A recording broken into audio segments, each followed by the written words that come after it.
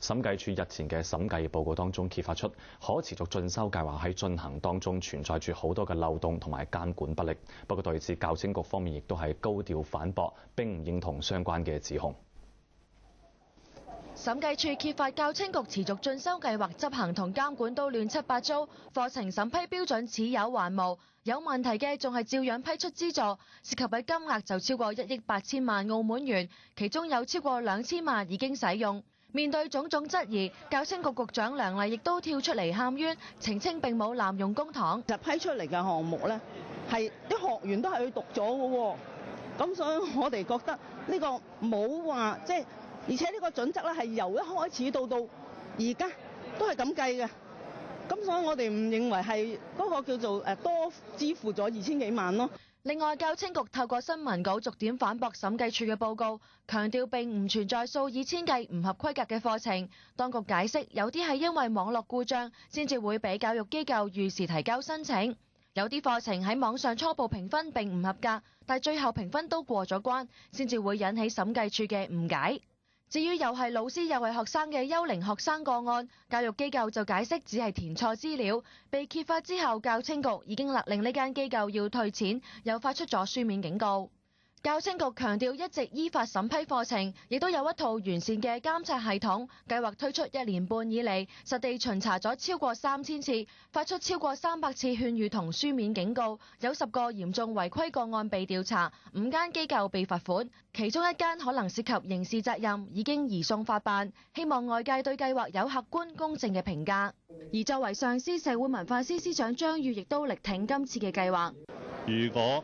政府嘅政策採用一個寬鬆少少讓鼓勵更多嘅市民可以參與到嘅話咧，咁呢個咧實際上係開咗課程，市民又參與到，又受惠到嘅話咧，如果係屬於咁樣嘅情況咧，係仲可以有斟酌嘅地方，但係唔係我喺度為教青局去解釋呢件事情我能夠講嘅，暫時我未睇到報告。被問到教青局放寬學費嘅資助上限係咪名益呢啲教育機構，張宇就只係重申，絕大多數嘅受資助課程並唔存在刑事或者偏私嘅行為，嚟緊會繼續做好監管嘅工作。澳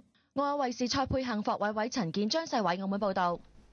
可持續進修計劃被批評問題多多，監管不力，有好多嘅漏洞啦。咁就連成效亦都係備受質疑嘅。對此，有學者同議員亦都有自己嘅睇法。成為一個政績工程咯，人傻錢多，咁我有咁多錢，我使啲出嚟呢度做啲好事，嗰度做啲好事，好似報私咁樣。耗資5億元嘅持續進修計劃推行短短1年幾就花咗1億4千萬，唔單止審批缺乏監管，課程收費唔合理，就連政策嘅成效都備受質疑。有議員同教育界就批評，為咗呢個計劃，教青局要設立1個審批部門同5個小組跟進，呢一筆行政開支睇怕都唔係一個細數目。就喺一個自由市場任人咁嚟去參與，咁到監管嘅時候咧，又親疏有別可以酌情嘅時候咧，咁你要使幾多行政成本先至建立到各種複雜嘅機制去杜絕所謂嘅不公平啊？喺人員設備資源上邊，我哋投放咗幾多咧？可能妹仔大過主人婆啦，分鐘原來個成運成本係仲多過佢嗰個總嘅即係個支出係。黃素君又批評當局以參與計劃嘅總人數嚟衡量政策嘅成效，係導致失敗嘅原因之一。認為計劃目標唔清晰，先會導致受資助嘅課程太泛濫。譬如好似喺香港裏面咧，唔係所有持續進修嘅計劃政府都係可以補貼嘅，佢只係有一啲嘅譬如質素特別好啦，或者佢係有專業證書嗰啲嘅課程咧，我哋先至會補貼。應該去結合特區需要乜嘢嘅人才，同埋配合未來經濟轉型需要嘅人。黃素君又促請當局吸取教訓，收緊課程嘅審批標準，保證公帑能夠用得其所。澳亞衛視蔡佩杏、彭海慈、霍家豪、陳健澳門報導。相關議題第2節嘅討論環節當中，將會繼續分析。